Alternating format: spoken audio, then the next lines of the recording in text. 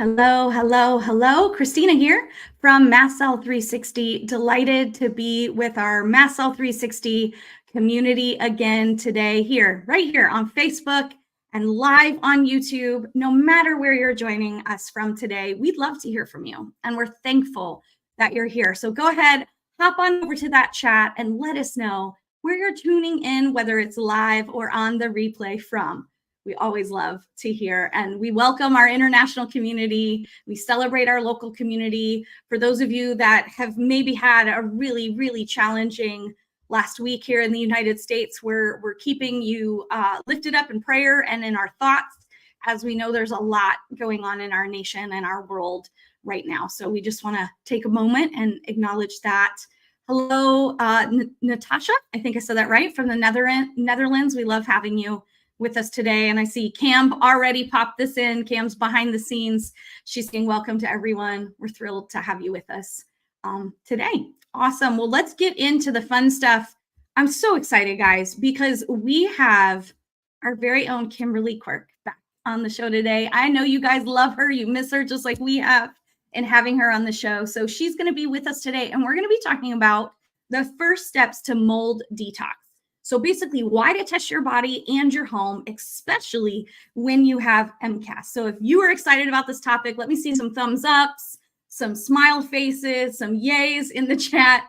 We are definitely excited to do this as we are kicking off something special here at Mast Cell 360 on this October 1st. It is officially Mold Month. So all month long, we're going to be talking to you about mold. We're going to be talking about detox. We're going to be talking about the unique approach we have here at Mast Cell 360. We're going to bring in some of your favorite experts, and some of our favorite experts and friends are going to be back on the show. We'll have Stephen Wright. We'll have Dr. Neil Nathan. We're going to hear from an IEP expert. We've even got some stuff going on behind the scenes to bring some new experts that you've never seen before on the show, but maybe you were able to see on one of our past summits or live broadcasts. So it's going to be so much fun. Go ahead and just mark your calendars. Save the date to be with us every Tuesday at 1 p.m. Eastern time. That's 10 a.m. Pacific time. And we're going to be right here with you. So this is going to be so much fun. And I see Mary's with us today. Hi, Teresa. Hi, Linda. Hi, Caroline. Thrilled to have you. We've got Robin joining us from Indiana. Again, just celebrating you guys being with us today. All right, well, let's get into the nitty gritty of things. So as a quick reminder with our show disclaimers, this presentation is for informational and educational purposes only. It's not meant to treat, diagnose, cure, or prevent illnesses. So be sure to discuss any health recommendations with your healthcare provider. All content in this presentation is copyright of Mast Cell 360. It's not for personal or, let me rephrase that. This is for personal or non-commercial use only. So don't copy, duplicate, or make any other derivative works without prior consent from our team. That's prohibited by law. So if you need to access anything we're doing, go ahead and shoot us an email at support@mastcell360.com and we'll get you taken care of. All right. And as a reminder, we do work with some incredible affiliates around here. So there's links that we do mention or share during our presentations or on our websites, in our blogs, which means Mast Cell 360 actually takes a small commission. So if you purchase it through the link, just know that we love them. We've used them personally. We promote them, if you will, within the clinic and the practice and our supplement store. So it's not just something we're highlighting. It is something that we've vetted, we've tested, and we fully use and support. And know that our affiliate links never cost you anything extra. We don't do like an upcharge or anything like that. Any commissions do go towards supporting the MCAS Monday newsletters that come out. Did you guys get that yesterday? I want to hear what was your favorite tip so far this week. And it also goes towards our website, our ongoing research for Mast Cell 360, so we can bring you free tips, recipes, and more. Have you guys been liking the new recipes? We've got some more ideas coming soon. I'm excited what we're going to be rolling out, especially as we move into these fall months for those of us stateside. All right, so let's talk about what we're going to talk about today. So Kimberley is actually going to share her personal journey of healing from mold and what that's looked like for her. There's nothing like hearing directly from one of our very own practitioners at the Mast Cell 360 clinic on her own story to give you hope, to give you encouragement, but also give you really clear expectations of what the path looks like to go through your own healing journey and your own healing story. So she's going to dive into that and really just share honestly and vulnerable today. So we're eager to hear her share about that again. We're going to talk about how mold can specifically impact your body and your home. We're going to answer that big question you love to ask us of how can I test for mold? Like, do I have it? And then what are those actionable tips to start detoxing safely? And I put in parentheses there just for y'all, just as a quick reminder, it's for those of you that are ready. So we're going to help explain that as well. So we know that you're ready in order to start that detoxing process, because there is a process and timing is oh so important. As Beth always loves to say, slow is fast in this process. So we're going to talk about that, especially when it comes to mold toxicity. All right, so I'm going to bring our special guest on up to the stage. Welcome, welcome, welcome, Kimberly. Delighted to have you with us. You are just such a gem, and I know you have been crazy busy. I don't know if you want to tell everyone what you've been up to. You don't have to, but you've been very busy. So it's just not been the same around the clinic Teams channels without you and our meetings. And so I'm just delighted to have you on live again. It's been quite a few weeks since you've also been here with our community. So will you guys just say a hello and a welcome back to Kimberly in the chat? I know that would just put a smile on her face today. And she's here to just share a little bit more about her personal story to kick us off. Welcome, Kimberly. So, thank you, Christina, for that welcome, very warm welcome. Yeah, I've been in the middle of a cross-country move and got the flu after that. So yeah, a little discombobulated for a little bit, but getting my bearings again. So wanted to share for sure my mold story. Everybody's mold journey looks a little bit different, right? And I'll tell you, mold was the big piece for me of really moving myself forward. But I will tell you, I was stuck in that stabilization piece for a good 3 years, covered in hives, head to toe, pretty miserable, pretty stuck. And until I really uncovered that mold piece and opened my eyes to that being a possible root cause, because I came in with a chronic Lyme diagnosis, chronic SIBO, chronic POTS, all these kinds of things that were going on and kind of haywire in my body that weren't making sense either, right? It kind of came on over time, but was pretty chronic and not making a lot of sense. And meds, helping a bit, but how could I kind of move myself forward? So yeah, my mold story was a little bit long, just because I had your typical mold guy out. It was like, nope, the house looks great, and my body was telling me otherwise. So needed to find that myself. And what opened my eyes was me testing my body first, right? And it's like, okay, yeah, I have a high amount of these trichothecenes, which are the black mold. I had high ochratoxin, high mycophenolic acid. Where is this coming from? So when you get that mold test back, you've been exposed to mold, but you don't know if it's current or past. So then that next step is so important to test the house. So my tests were a little bit inconclusive to begin with. I didn't do an ARMI at that time. I did something called an EMA test, which was eye-opening for me long-term, because it made me notice that this was not my first tangle with mold. I had moved from mold to mold. And mast cell developed when I moved to the second house. The first house, I now know in hindsight, had black mold. The second house had penicillin. I'm allergic to penicillin. That's when my mast cell kicked in and gave me the hives, because I didn't really have hives before that. It was fatigue, immune suppression, Lyme disease. Started down the path of cervical cancer. Like all these things, just the immune suppression was there, and it was that whole time it was mold behind the scenes, not knowing. And it wasn't an obvious moldy house. I would really have to think about where it was, but it can be a small leak over time where it just adds up. So in my new house that I was in, and pretty miserable, the highs were very motivating, because meds were not working. I was on a list of like 10 different meds, including Xolair injections, and still had hives. Prednisone was like the only thing that would kind of quiet it a bit. So finally was like, I have to find, and I started looking through the house. Okay, basement seems good, attic seems good. Let me see. And then I started thinking about the timing of things. And the timing for me was like, oh, we had just turned off the AC and turned on the heat. So what happened with the mold? It was in my HVAC. It had dried up right when the AC went off, the condensation stopped, dried out, the spores came out. And that's when sort of the hive started. And it had been about 4 months after I lived in a new house. So it's like, okay, Wow. that's what's going on.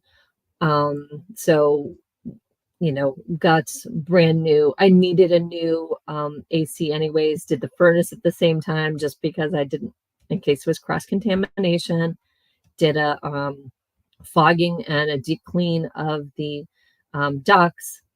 And I felt a lot better for a few months. And then the hives came back again.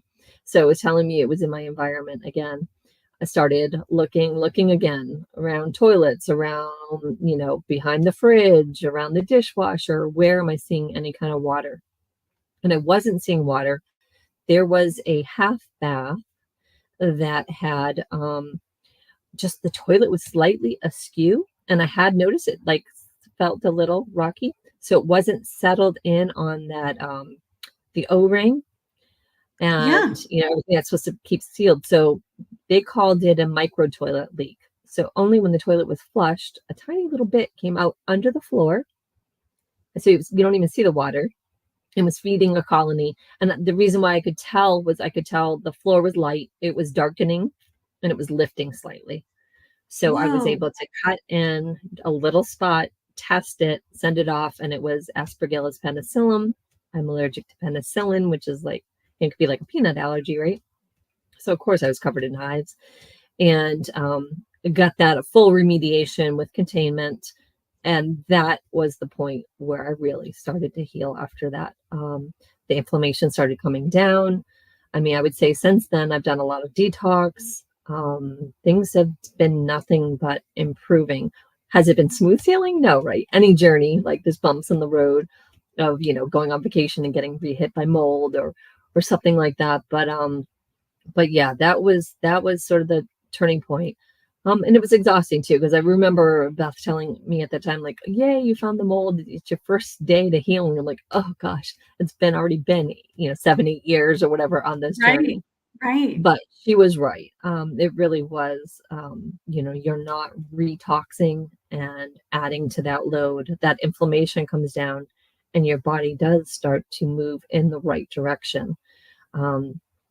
To start to heal and have reversed. I'm off all of those meds. My thyroid medicine has been reduced at least 3 times since then. Phenomenal. Yeah, just amazing. I've reversed. I was headed towards I had osteopenia, and they did another bone scan. It's back to normal. No osteopenia, no sign of it. Mm-hmm. Yeah, I didn't even know that was reversible. Yeah. I mean, Wow. as soon as I got that diagnosis, right, I did a lot more walking. I did a lot of lifestyle things to help. Right.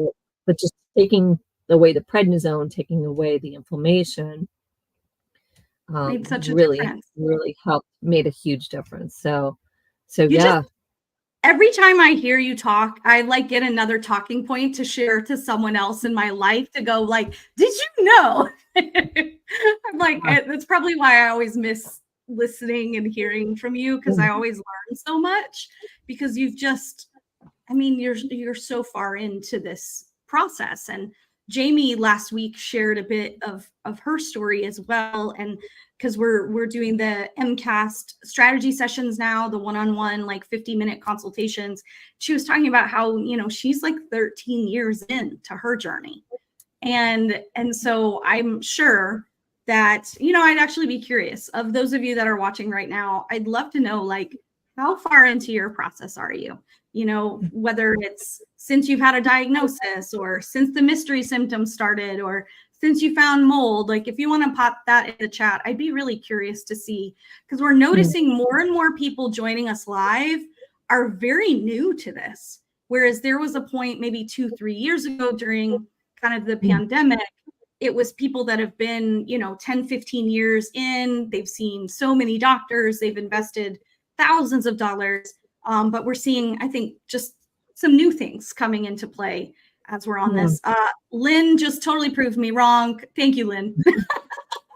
50 years. She's 50 years in. Lynn, I have a feeling you probably have some words of wisdom you could offer all of us here today. And Linda even mentioned that she's allergic to penicillin. So I bet you Linda just had an aha about what you mentioned to Caroline's sitting at 1.5 years. So, there's a variety here in this community. So whether you're just starting or you've been doing it for half your lifetime, know that it's okay, no matter where you are in your journey. Tanya has had mystery symptoms for a while. She just officially found out she has MCAS. So I'm not sure if I should celebrate a diagnosis. I know that's always kind of a challenging thing. It's, at least for me, sometimes I feel relief when I get a diagnosis, and then other times it's like, oh, once again, I don't know what's wrong. And you have to go through those emotions. So yeah, Tanya, it's like another rabbit hole, right? Another rabbit hole to go down. Yeah, that's what it is. Because mine started as a journey for like, why is my thyroid acting like this? Back in 2012. And I will say the biggest part of my journey, though, was the exploration and trying to figure out what was wrong. So I would say the faster part of my journey is once I figured out that root cause, which was that mold really keeping me stuck, keeping me immunosuppressed, keeping me fatigued, keeping my, I had severe POTS. So just keeping that nervous system, in that stress state all the time, turning all of that off just made such a huge difference. So, I literally, that second remediation that happened wasn't completed till December 2021. So a huge amount of healing in the past 4 years. Yeah. Well, you've got to wonder too, with so many people that were forced to suddenly be in their homes so much versus in their places of their workplaces for 8 to 10 hours a day. Suddenly you have a new set of symptoms you never had because you were never in those places. I definitely have noticed in my own journey a personal health difference between being at my parents' house for a season when I first relocated back to Michigan to being on my own and being in two different apartments. And like, I could tell we had a pipe burst in our apartment and they did zero remediation, like nothing. And I could tell, like, again, not knowing any of this at the time, because it was way before I started working with this team, but I remember feeling dramatically sicker the 4 months I lived there, like after that.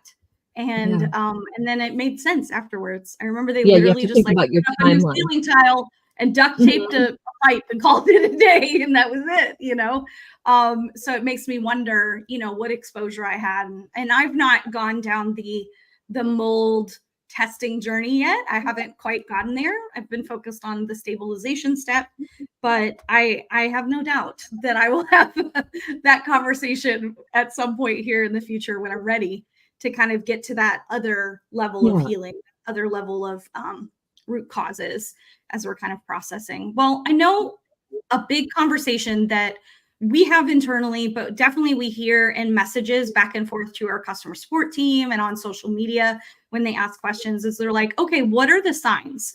What are the symptoms of possibly having mold? And so we put together a slide so you guys will all be able to, like, with whether you're dealing with brain fog today, you can take a screenshot, look at it later. But I'd love for you to go ahead and actually explain some of the signs and the symptoms of mold toxicity.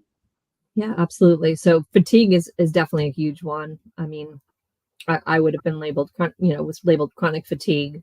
Could not get out of bed, did not make sense. No amount of sleep would make it better. I was a koala sleeping 18 hours a day and trying to function. And that's what my body needed. Headaches for sure.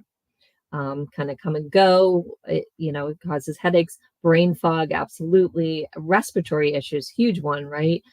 Some of us, and it looks different in everybody. So know that these signs, you might have one and not the other.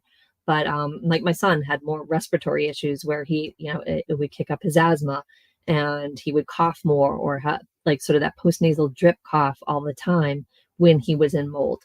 And digestive problems, absolutely. If you're breathing it in, it's going through your system, right? It's dripping down and going into your gut as well.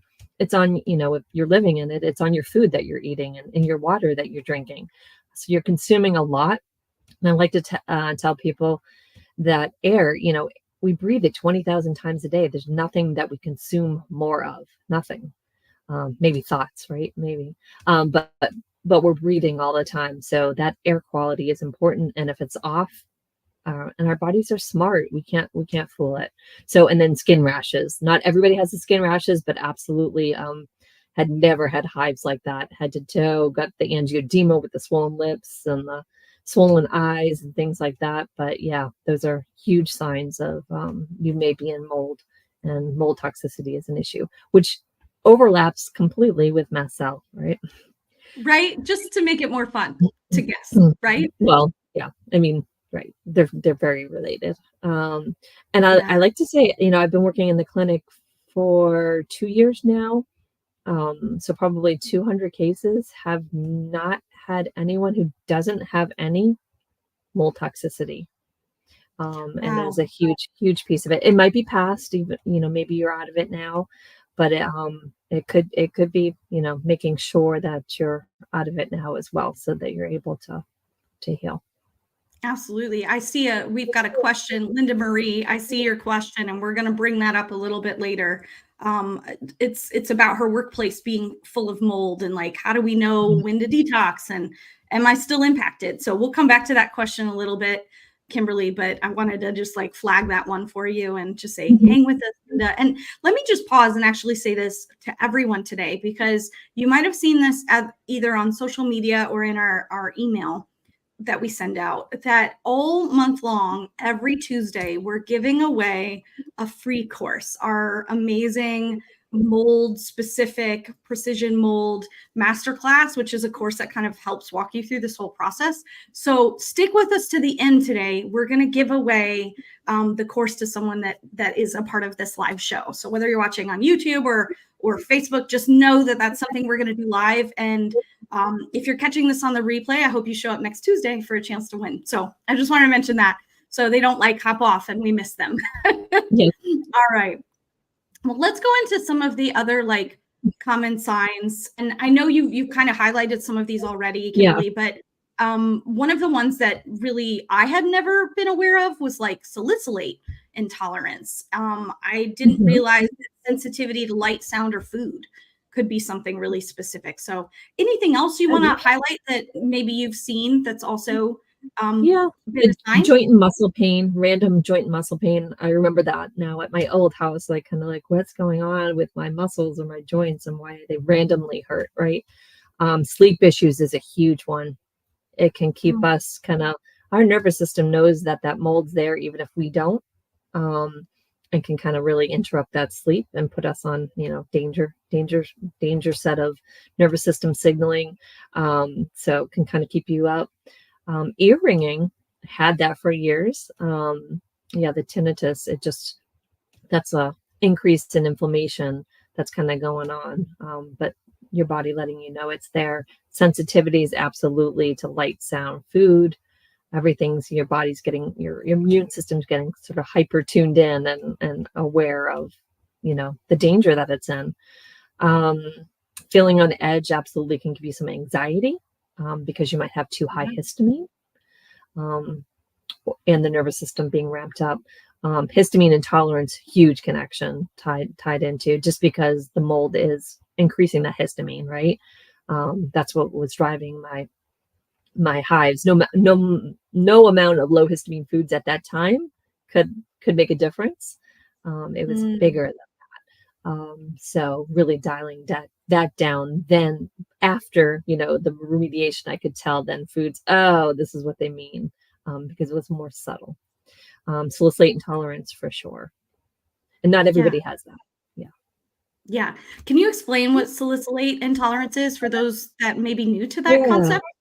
Yeah, so salicylates are something that are natural in many of our plant-based foods like herbs and things like that. So if you're someone who all of a sudden is sensitive to everything herbal, or you've taken herbal supplements and you're not really feeling well, or you're having a lot of intolerance to, say, blueberries, or peppermint are some common high salicylate things. What is going on is your body may be detoxing some of the mold, going down the same pathways that the salicylates are going down. So salicylate intolerance doesn't have to be a forever kind of thing. Usually it's while we're in the mold and our body's detoxing, and sort of past that. But yeah, and through detox it's there a little bit, but I do see it improve after a while once we've done more detox. Yeah. And not everybody has it. I didn't have salicylate intolerance. Okay. That's good to know. I saw this question come in from Angela. I figured we would just go ahead and pull it in. Could a high IgE count be a sign or a symptom? Yeah, I have seen that. People like in the hundreds of thousands, really high IgE.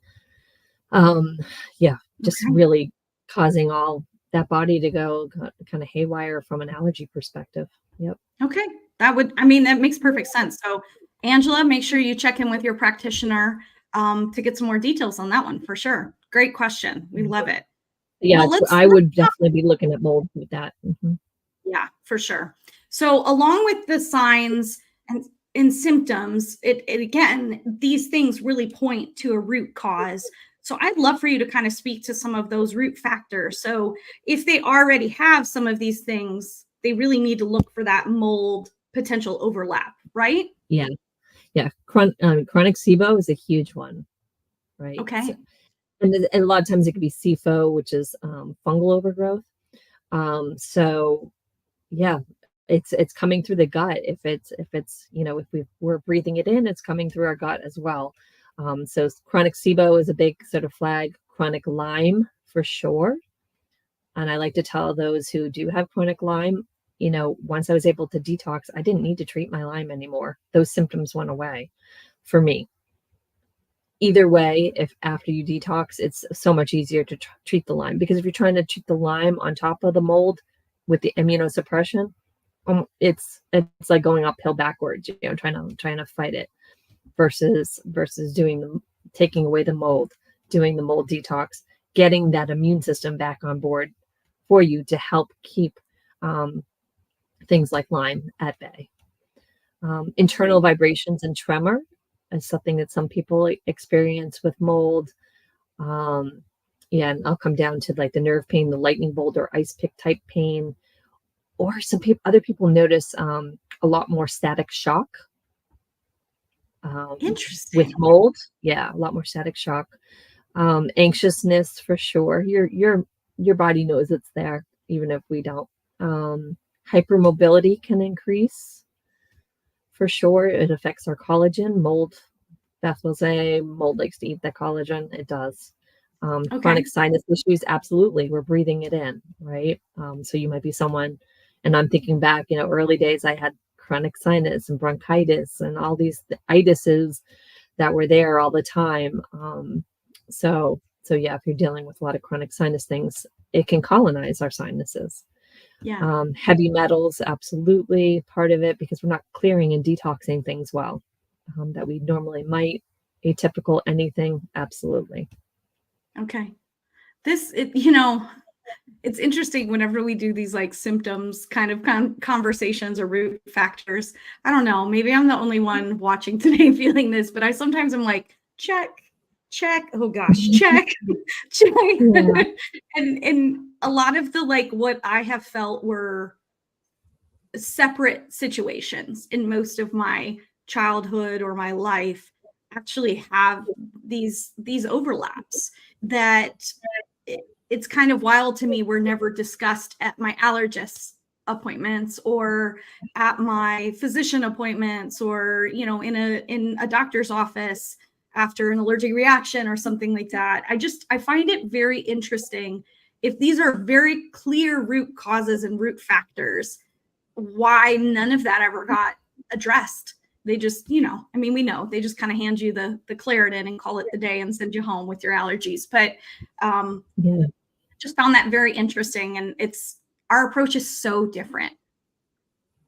Absolutely. Yeah. It's getting to the root cause so that the problem can stop versus giving the med to reduce the symptom, which can be helpful. I'll tell you that my meds were helpful for managing what I needed to manage. It was a bridge. I'm no That's longer on good. those meds anymore, which is huge. But did I need them? Absolutely. They were huge in helping me manage. So it wasn't like no meds, and it was a whole team of doctors that I worked with, from an allergist immunology perspective, but also endocrinology, primary care, but also then functional practitioners as well. So everybody was kind of played a role, and that's important. It's not sort of one versus the other. It's like, how can I reduce the symptom for now while I'm going for the root cause? Right. That true holistic approach. Yes. One of the things I was learning about actually this past week was in the realm of like the coaching space. There's actually 4 different types of coaching. And so it never occurred to me that, the type of work we specifically do, unlike maybe some other organizations or other professionals, they're very maybe autocratic. They're like, this is the exact thing you do. It's not open to a democratic discussion. It's not a holistic approach. It's maybe not even a transformative approach. It's maybe formulaic in its approach, whereas we're completely personalized in the way we address and work with our clients in the clinic. So I love Oh, that absolutely. about what we do. Yeah. Everybody is so different in the clinic. I mean, the same but different. Like maybe the same root cause, but the way it affects their body is different. Or the symptoms that they have, or what specifically did to their body is different. So yeah, really working with people one-on-one is important. Yeah. That's good. And I think this next question I want to throw on the screen for you is actually from Bella. And, just as a quick reminder, again, we don't treat or diagnose or anything like this. So go check with your practitioner. But I did want to ask, is something like high EBV something that could be showing So, up yeah, as the Epstein-Barr virus. Yeah. Epstein-Barr virus is one of the herpes viruses. Herpes takes advantage of when our immune system is suppressed, and they kind of come out. So yeah, I actually had reactivated Epstein-Barr, full-blown mono, which is part of the fatigue as well. I got shingles, right, which is another herpes virus. I had HPV, which led to stage 0 cervical cancer, another herpes. So all those are opportunistic microbes and viruses that kind of can take advantage when you're immunosuppressed. So absolutely high EBV count, especially if it's active EBV count. You know what I mean? If it's current, like an IgM, versus you've been exposed in the past. But it sounds like that it's kind of current now, plus symptoms that can be causing some immunosuppression and allowing that to thrive. Yeah. See, this is why I'm thinking back to my childhood going, I had mono for 6 months after I had reconstructive knee surgery. Maybe there was something else going on that we ignored, because they were like, you basically have chronic fatigue.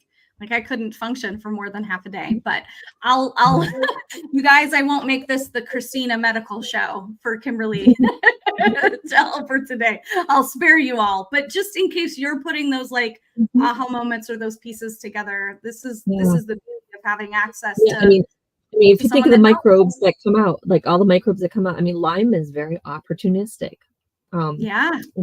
I hadn't recently been bit, grew up in New England, so of course had been exposed, right? And Lyme was never a problem for me before I got exposed to mold. It allowed it to sort of thrive just because I got so immunosuppressed from the toxins that were on board. Yeah. Well, I know there are quite a few people watching today that either have MCAS or suspect that they have Mast Cell Activation Syndrome. So I think you've probably conveyed this very already very well, that there's a link between the two. But will you break that down for us just a little bit more for those that are new to it? Yeah, so that it might not be, I know for many of us with mast cell, this isn't usually our first tango with mold. A lot of us, it does come all, it goes, for me, it can go all the way back to childhood when I think about it. And, each exposure adds to the next level in our body. Our body gets louder, right? As these things build in our body, and our immune system and our nervous system gets reactive to it. So So yeah, the mold toxins are a huge trigger. It's the one common link I see for just about everybody, that there's some degree of some mold toxicity or mold exposure that's really keeping mast cell alive, and flaring for sure. And if you look back at your flares, kind of doing a timeline, has it been when you've been, maybe there's been a change in housing, or you had, it can also be tied to our nervous system as well, our nervous system activating. But yeah, mold is a huge one, and it's the common sort of root cause for so many people. So yeah, absolutely, getting re-exposed to it can re-trigger things for sure, increase that inflammation, intensify any kind of flares that are going on. And yeah, I feel like everybody who's been struggling with this for a while, if you haven't tested mold, you owe it to yourself to, because even I'm thinking about the real-time lab test, it's about $300. Somewhere around there. It's something you can order yourself, and you can do at home a one-time urine test. So if you haven't done that, I highly encourage you just to be aware, like, is this an issue for me?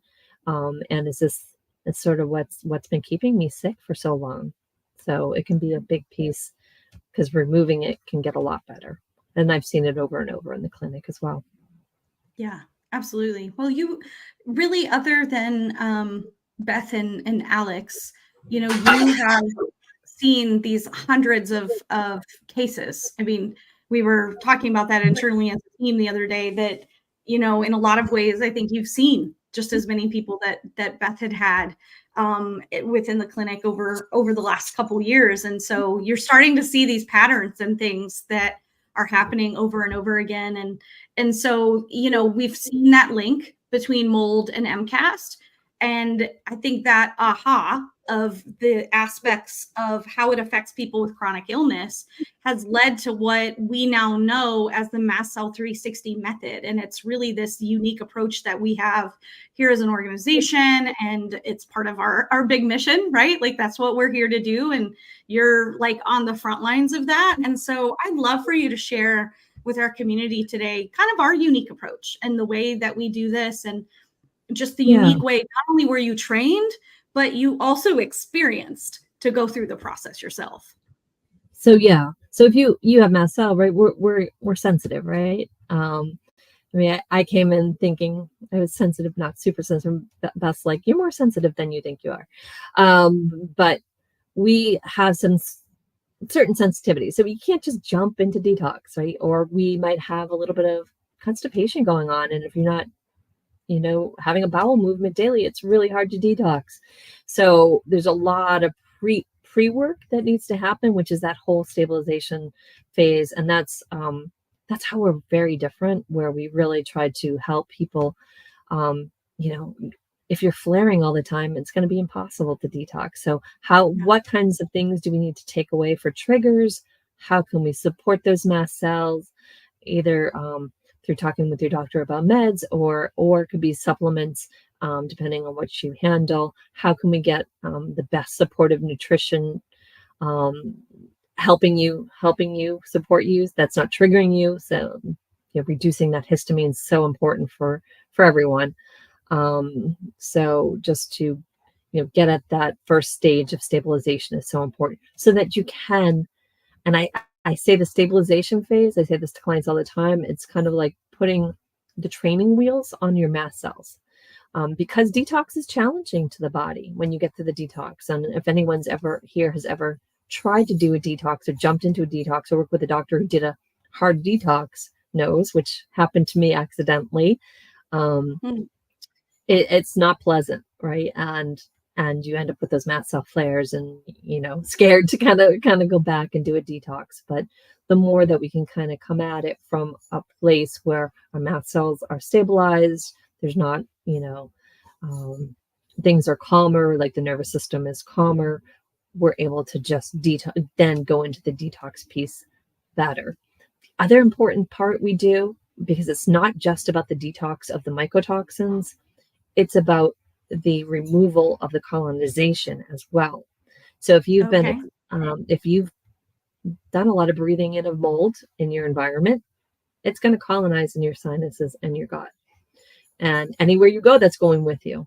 So that I see as a big piece of helping people feel better as well. As once we kind of got those mold toxins down a bit, we can kind of go after the colonization piece, so that kind of taking away that next level and working on that, working on the biofilm as well, so that people are able to sort of optimize their health from there. For sure. And that's really key. Next Tuesday, so October 8th, if that kind of topic interests you about gut health and mold and how those two areas kind of like the connection of that, we're going to have Stephen Wright from Healthy Gut with us, and he's going to be talking about this. And some of you may have even seen his comments during the memorial video about how he didn't really see like the mold gut connection. And Beth actually was a big part of him having that aha. So he's going to share about that a little bit more. Of course, he'll share some of the resources and just wisdom he's learned in that process, but how this is a very real thing, especially for our MCAS community. So 1 o'clock Tuesday next week, come join us and we'll dive deeper into that topic. Like I see Linda asked the question, how is it that she can detox if she's having chronic diarrhea? I have a feeling, Linda, we're going to answer that question next week. I'm actually going to ask Cam to take a screenshot of that, and let's make sure we get that over to Stephen. So tune in next week, Linda. We'll get that for you. Yeah. And I mean, one thing that jumps out to me with that question is kind of like, is your histamine too high? Because histamine can cause that chronic diarrhea. I mean, this could be many factors, but I would kind of make sure that, low histamine's kind of dialed in. I would test the mold. And yeah, we're trying to resolve that so that, you can detox, because you do need a well-functioning gut to detox. The good thing is diarrhea, you are detoxing. It is coming out versus reabsorbing if you're constipated. Right. Yeah, that's so good. Well, is there anything else you want to share specific to the detox approach, or do you want me to shift to our next slide, which is about specifically about how to test your body for mold? Yeah, let's move on to testing. Awesome. So this is you guys ask this question all the time. So again, take a screenshot. We're going to post links below directly to these resources. So thank you in advance, Cam, for doing that. So you guys can easily find exactly what we use at the clinic and we recommend to our clients. So yeah, there's 2 tests that we recommend for urine mycotoxin testing. The beautiful thing is this is an at-home test. You can order yourself and do at home. I recommend, if you're going to do one, now I will tell you, they're not created. They use different testing methodologies. So if I was ideally like to see people, I like to see both labs, and we don't usually do that at the beginning because it's like, just do we have mold? If you're going to start with one test, I would start with the real-time lab test. I find it a little more sensitive, and I find it picks up more. Doesn't mean you won't have a great mosaic. It showed up on both for me, but like, for example, my mosaic test did not show my trichothecenes, which is the black mold piece, which real-time labs did. They just use different testing methodology, and it's to get at 360. Like if somebody was through the detox piece and we've only done real-time lab testing, I would not declare them past detox until we ran the other test. So to get a full 360 view, you would like to see both tests to start today. If you've never done any testing, I would start with the real-time lab test. Awesome. The other thing you want to be, it's important when you do the real-time lab test, you want to do a little bit of what's called provocation. So provoking the mold so that it provokes a slight detox in a gentle way. There's different levels of doing that. One way is a little bit of glutathione. If you've ever reacted badly to glutathione, which I have, and many with mast cell do, you can do something more like along the lines of taking like a hot Epsom salt bath, or even just a hot bath if you don't tolerate Epsom salts, and sweating the night before your test or a couple nights before your test, maybe a little bit of rebounding, that kind of thing. But you can do, and if you can't do all that and that's just all too much, you can do like self-lymphatic massage. I'd look on YouTube, find a video, do a little self-lymphatic massage the night before your test, do your first morning urine, and take a look at that and see if it is an issue for you. If anything's coming back present, mold is an issue for you. Know that sometimes the first time you run a test, when we do rerun in clinic, what we do is we run that first test to sort of like, okay, is this part of what's going on root cause wise? Once we do the detox, people are on binders. We are running that test every 6 months for how are we detoxing? Are things clearing? That kind of thing. So yeah, it's important to sort of retest, not just do that one test and be like, yep, it's there. I'll take binders for a while and not know that you're clear. Yeah. So yeah. And Okay. that the mold course walks you sort of through that as well, which is great. Yeah, absolutely. Definitely. It's like the step-by-step Yeah. process. Well, let's shift gear from testing for mold in your body to testing for mold in your home. And to say the least, you already kind of shared like this story about how hard it was to spot. Yeah, it was. But give us some wisdom on what to look for. I mean, you literally just moved. Yeah. So I'm like so curious, like even in your process of being in a new place, like are you looking, you know, what does that look yeah. like? Yeah. I'm always anybody's You're house. I always go visit looking. your house, I'm looking for mold. Yeah. And not freaking out about it, but just like kind of being aware, Yeah. right? So yeah, you're looking for any kind of like, paint peeling, buckling, like that floor lifting, that floor darkening, around the toilet, that kind of thing. Any visible mold, obviously, then there's mold there. The other thing that's really interesting is if you have a toilet and you take off the back and you're always having mold growth in that water that's more stagnant, you may have a mold issue in that bathroom or somewhere in the house. So that's sort of a red flag. So what kinds of things, other things, I mean, staining, old stains, things like that. But the way that we really test and to really know, because things can be hidden, is to run something that's called an ERMI test. So that's ERMI, all caps, stands for Environmental Relativity Moldiness Index. It's a test that was developed by the EPA. And it gives a score. Now, relativity index isn't that relevant when you're talking about a sample of 1. But what it does tell you is it'll list out the toxic molds and at what amounts that they're coming up as. So it's a dust DNA PCR test, and it really will tell you at what levels. So, it'll say, Stachybotrys, which is your black mold, or Chaetonium, which is another black mold. What amounts are there and at what fold is it at? Is it like a normal amount or is it and those you kind of want at 0, or is it like something that's 1,000 times what would normally be found? So that's what we're looking at, is what levels, what kinds of molds, and is there an issue going on? Then it's like, okay, yeah, I have the mold in my body, I have the mold in my home. It's hard to get well in a home that has mold. It's more common than you think. The EPA will even say it's 50% of homes. So it's probably a little bit higher than that. It is common. And, is it more high in certain areas of the country? Absolutely. Florida gets hit by hurricanes. It's a humid area. It's more prevalent there, but I have seen it in the desert as well.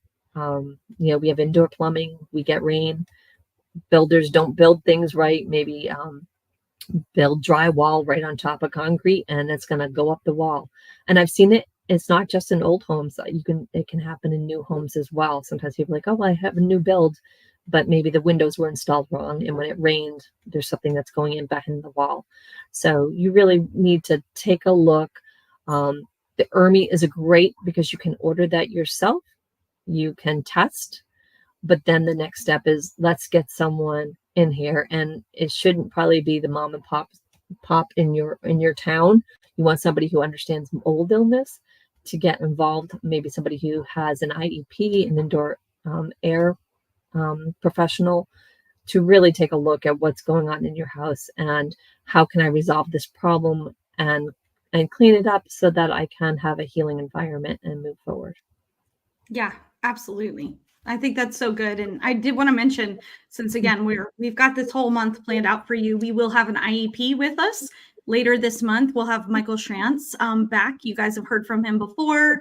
He actually recorded a really awesome interview and set of Q&A questions, some of your top questions that are actually part of the bonus content that we now have made available in our course, just for those, whether you purchased it in the past or you purchase it in the future, you'll get access to that bonus, which is really cool. But he'll be with us live, and we'll He's be very able to. knowledgeable. Yeah, he's great. so good.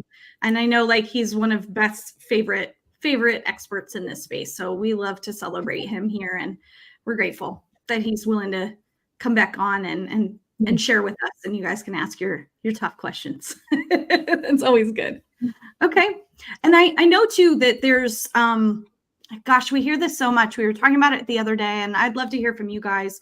Would you guys feel value in reading a blog post about what to do if you can't move and you suspect there's mold in your home or you found it? And I know that's something like we hear about around here, and we've been talking about like, ooh, I think that's something we probably want to tackle and add to our blog later this year. But I'm sure you've heard that question before in the clinic, right, Kimberly? Oh yeah, and there's a lot you can do to improve your air quality. So say you get that ERMI back and you're in a situation where you can't move or are not in control. What can you do? How bad is it? And what can I do to improve my air quality now temporarily while I start to feel better, and then can move later? And yeah, a big question comes down to, do I own the property or do I not own the property? If you don't own the property, there's not a lot you can do to fit like permanently, right? To fix you can work with your landlord. But there's still a lot you can do to improve your air quality, even if you don't own the building. And work with people all the time to kind of do that, to try to bring it down to a level that they can tolerate and sort of move forward, so that then they finally can move and get to cleaner air. Yeah. Absolutely. I know Cam already pulled some links for us up, and so she'll drop these in the chat for everybody. We've got our special links to Air Doctor. So if you're looking for something like them, for hypo air, and then BioBalance, which is the product we recommend for fogging, if I remember correctly. So we'll post those links. You guys can look into that. You can always go and look up our blogs where we explain all of these different resources, do all your research, see if it's for you. We always include like the custom codes that get you an extra percentage off or like a big discount. So we definitely want you, if you're thinking about taking that next step because you can't move immediately, these are some great, proven tools that are used, again, not just at the clinic, but I mean, our own team uses a lot of these products in their own day-to-day life. Oh, yeah. I have a fogger, and it's been used many times. Now, I do want to say that fogging does not replace remediation. So if you're an owner and you're thinking, oh, I can just fog and still live there, it might buy you time, right? And you may need to fog regularly to keep that air quality at the level, but it doesn't replace remediation. And I'm sure Michael will address that further. Absolutely. Well, and at the end of the day, just again, as we've shifted from testing your body to testing mold in your home, just as that reminder, like Kimberly said, go ahead, if that's an opportunity that you can, go ahead and get that test so you can test your home, know what you're potentially dealing with, just so you have a baseline. I think that's so important as we're spending more time than ever in our own homes working. Like I work from home now, so I'm like, I need my home to be I'd like to say it's like my bubble now. It's my safe, happy place. And it's like whenever I go out other places, then I have to think about all the other things because it's not that contained option. I'm actually curious. This is not on the questions anywhere, Kimberly, but when we have something like a hurricane come through and flooding happen, is there an amount of time that you have to wait from exposure of like flooding and water to test for mold to know if there's a risk or exposure? Like, I just don't know anything about that, but I would feel like a lot of us in this community it's top of mind right now. Just so you want to, like, if you've had any kind of water leak that you know about that's active, you want to stop that as quickly as possible, because mold can grow within 24 to 48 hours, given the right Wow. conditions. So yeah, dehumidifier, drying that out quickly, that kind of thing. But if it was something major like a flood, I mean, getting Servpro or somebody in immediately to dry out a basement and make sure that things don't grow. How Yeah. long for things to grow? It doesn't take long. I know the black mold takes a little longer than some of the others, but yeah, it only takes 24 to 40. They usually say about 48 hours. Mold can start to Okay. grow. Yeah. Okay. Well, I know we've got kind of a hard stop on our time today, and we've gotten into like such a great conversation. So I want you guys to know that Kimberly is going to be back in 2 weeks with us when Dr. Neil Nathan is on. So that's going to be amazing. He is absolutely the best, and we're going to dive into even more mold topics. But just to kind of like land the plane for today, I just want to remind y'all that now's an opportunity to reclaim your health. That there is hope. We are here to be, that light, to be that encouragement for you. And Kimberly, I'm sure you've got some words of wisdom, and then I would love to share with them a resource that we've got available this month if that's the next step in their journey. Yeah, just keep going. For sure you can get better. Taking that next step, putting one foot in front of the other. And what is that next step? If you haven't tested for mold, and where I would start is probably just test for mold in your body. Have you been exposed to it? And then if you have, testing that house, making sure you're in a healing environment, because it's really hard. I like to use the analogy of like a fish tank, right? So if you had a tank of fish and it turned green, would you just treat that fish and keep giving that fish antibiotics? No, you want to change the water, right? So our environment is like that. Like our air is around us, like water is around the fish. And you really need to think about your environment. Sometimes we don't think about our air because it's not something we see. We think about the food, we think about the supplement, we think about other things. But yeah, cleaning up that air and making sure you have some good air quality. And there's lots of tools to help improve it. But yeah, making sure you're in a place that, because that mold will keep that sort of inflammation going and that reactivity going and keep triggering us. So yeah, that's so good. I think this is definitely going to be one of those Facebook Live and YouTube Live episodes that people save and come back to, because this is a really clear set of next steps. It's been very intentional. So thank you, Kimberly, for sharing that. Mm-hmm. And for those of you that are ready to kind of step forward into improving your health, you've probably heard us mention it before, but we do have the Precision Mold Masterclass, which is a course that Beth has recorded and put together that we love here. And it's one of our top courses. It's actually, other than our nervous system reboot course, like this is like the go-to thing that we utilize in our clinic and that individuals use to kind of guide them through the body, the testing your home and detox process. So if you are looking to take that step, this course is available now. We actually there's 2 levels. Let me explain. There's a basic level and an advanced level. And so if you are looking to just get started and kind of see if you even have mold and you're just really in those baby steps, if you will, the basic level is actually $100 off right now, which is incredible. So this course is literally on sale for $149, which I know Kimberly's gonna be like, wait, what? I paid way more than that for $149. So, if you want to work through it and go through that process, this is a really great opportunity, and getting that like top level guidance. We're going to drop the link in the chat. Kimberly, would you like to just share a little bit about just your experience of the course and anything you've seen or heard from our clients about utilizing this? Yeah. So, you guys know that I started in the clinic in 2019 before any of these resources existed. But no, when that course came out, so, I definitely signed up. I did the practitioner one just because I was a health coach. So wanted to get that level of depth, but it walks you through the step-by-step. Okay, this is how you test. This is what, and if I test positive, this is what that means. And what are the next steps I can do to help detox it? Yeah. Absolutely. And it's really geared. So there's other mold courses out there, but there's none other that I know about that talk about doing it in a mast cell friendly way. That's So so key. that's kind of where that's different.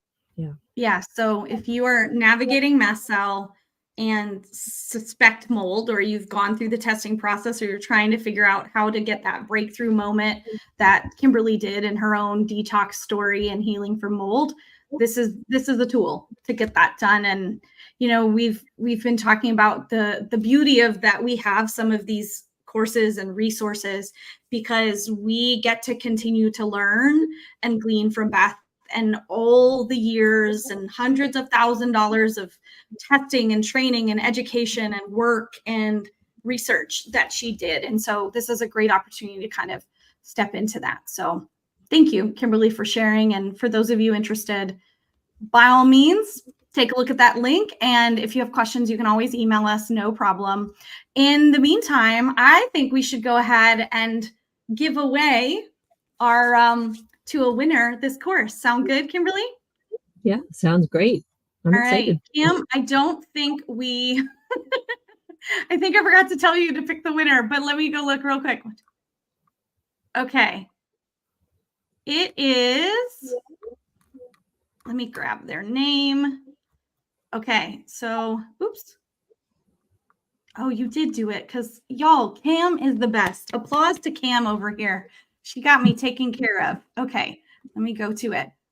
All right, so the winner for today is Linda Marie Calvo. So congratulations, Linda Marie Calvo. We are delighted to gift you the Mast Cell Precision course that we have, mold course. This is going to be an awesome benefit to you and your family, to say the least. So just go ahead and send us an email to support@mastcell360.com, and we'll go ahead and grant that over to you here today. So as soon as you email us, we'll get it over to you. So congratulations. Again, if you didn't win today, that's okay. You can always jump in and enroll as well, or tune in next Tuesday. We're going to be giving away more of these. And just, again, our heart here is to provide you guys with the resources and the tools you need to continue on your healing journey. Do not lose hope. Healing is possible. You can do it. All right. Well, Kimberly, I think that lands the plane for us for today. We'll see them next week when Steven's back. We'll see you in 2 weeks with Dr. Neil Nathan. Any final thoughts that you'd like to share on the topic of mold and MCAS? Yeah, I guess I would say just don't overthink it. Just take the next step. Like if you're unsure and you haven't checked it, I would run one test. Don't overthink and go buy all the tests. Buy one test, do one test. Find out the next step. Find out if it is an issue for you, and how you can move forward. Yeah. Perfect. I love it. Well, thank you as always. We appreciate you. We're grateful for you. If you guys want to work with Kimberly in the clinic, you can do that. She's accepting new clients now, so you can always go apply on our website. It's very easy. Cam will drop the link in the chat. And otherwise, we will see y'all next Tuesday. Be well, and thanks for being a part of the Mast Cell 360 community. Have a great day.